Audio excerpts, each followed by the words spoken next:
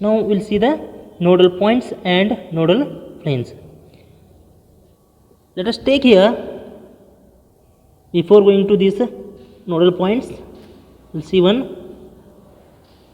concept, that is from thin lens. What will happen here? If any incident ray is passing through the center of the that lens, it does not refract. It does not refract.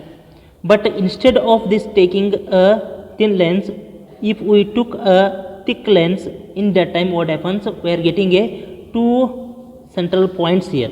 It means two. In this system we are getting only one principal point, and then in this system we are getting a two principal points. Due to this reason, what happen? A ray of light is incident on that point and next refracted from other point.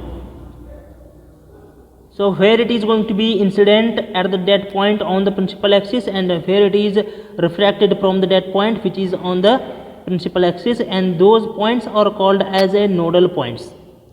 Those points are called as a nodal points. So that one we are going to see in this concept.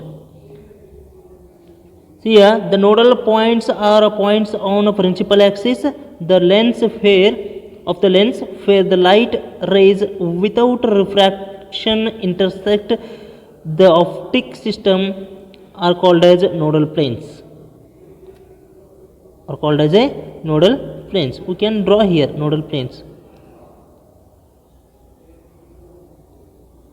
These are nodal planes, and then these points are called as a nodal points N1 and nodal points N2.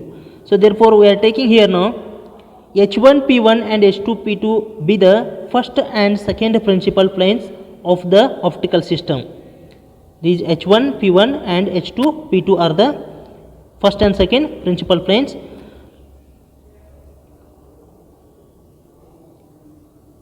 Let A F1 and B F2 be its first and second focal planes respectively. So already I have explained all these things. This is the 1 and 2 and 3 and 4 planes are there. Those planes are nothing but the F1 and F2, F1 and P2.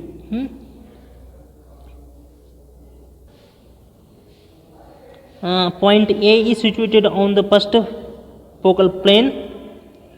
Point A is, this is the incident ray, and then this is situated on the first focal plane. Draw a ray AH1 parallel to the axis, principal axis, and conjugate the ray will produces from H2, same as a conjugated ray is produces from the H2 to the B. This H2 is passes through the second focus F2, second focus F2.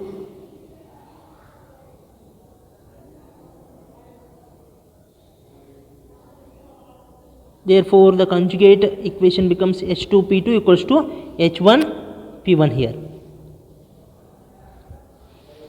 Similarly, another ray of AT1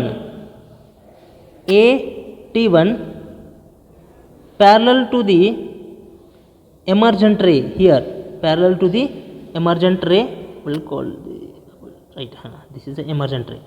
So parallel to the emergent ray, H2 F2 striking the first principal plane at the T1, striking the first principal plane T1, it will emerge out along T2 R, where T2 be the point on the second principal plane such that T2 P2 equals to T1 P1. So this T2 P2 and then T1 P1 are conjugates.